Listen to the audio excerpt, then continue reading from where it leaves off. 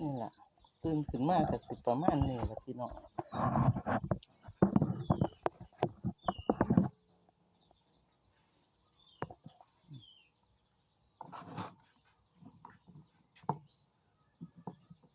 เฮากินเลยก็ได้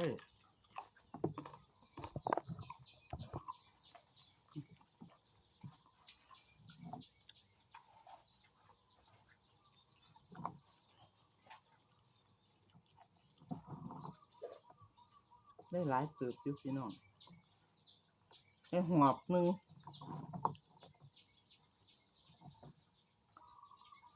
นี่ล่ะพ่อหลวงแล้วว่าเฮ็ดเศรษฐกิจพอเพียงมันเป็นจังซี่ล่ะปลูกพอได้อยู่ได้กินเหลือกินจังขายอันนี้มันบ่พอได้ขายนี่เหลือกินก็ได้มันบ่ได้ปลูกหลายเนาะปลูกพอส่ำใดส่ำหนึ่งนี่หนึ่งบ่พอ10กว่าหลุมเด้พี่น้อง6 7หลุมนี่ล่ะในมันที่เฮาปลูกเก็บแต่ละเที่ยมันก็ได้กำ2กำ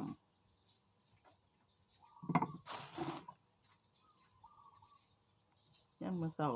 บ่ได้ไปเมื่อวานนี่ค่ากินบุญค่าไปม่วน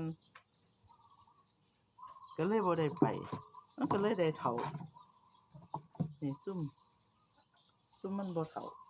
ได้ส่ำนี้ล่ะพี่น้องหน่วยก็บ่ค่ากันผัดสิว่ามันบ่ค่ากัน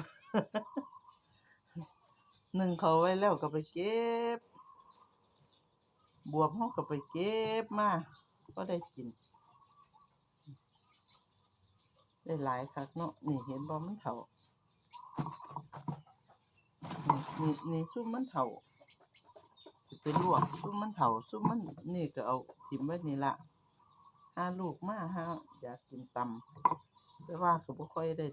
ตำดอกส่วนมากเขาจะผัดกินจ้ะ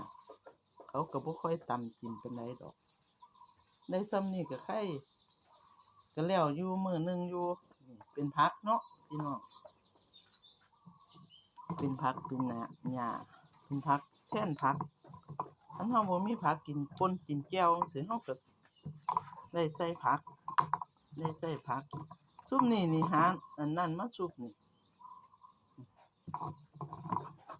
หาอันมันแจกมันตึงเต็มที่ซุมนี้หาอัน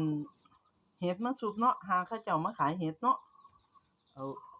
นึ่งไว้ต้มไว้ถ้าสุกบ่ซั้นก็ต้มกินแล้วเบิ่งมันคือ เป็นหลายหุ่นแต่สิหน่วยปลายมันแล้วค่ะขนาดหน่วยปลายมันนี่ล่ะเก็บได้อันนี้มันตึงเต็มที่นี่ล่ะคันเฮาบ่เข้าไปเบิ่งมันก็เป็นจังซี่ล่ะต้องเข้าไปจอบเลื่อยเนาะเฮากินเฮาปลอดภัยเพราะว่าเฮาบ่ได้ใช้สารอิหยังจ้ะเฮาปลูกเฮาบ่ได้ใช้ฉีดหว่านฉีดยาบ่ฉีดยาก็ได้กินค่ะมันคนเฮาน่ะมันอยู่กับมันลึงกับการว่าฉีดยาซื่อๆดอกบ่ฉีดก็ได้กินคือเก่าเฮาปลูกไว้น่ะแล้วแต่เฮาเบิ่งหญ้าเบิ่งหยังมันคันมีขี้ไก่ขี้หยังก็เอามาใส่ให้มันมีมูลสัตว์น่ะ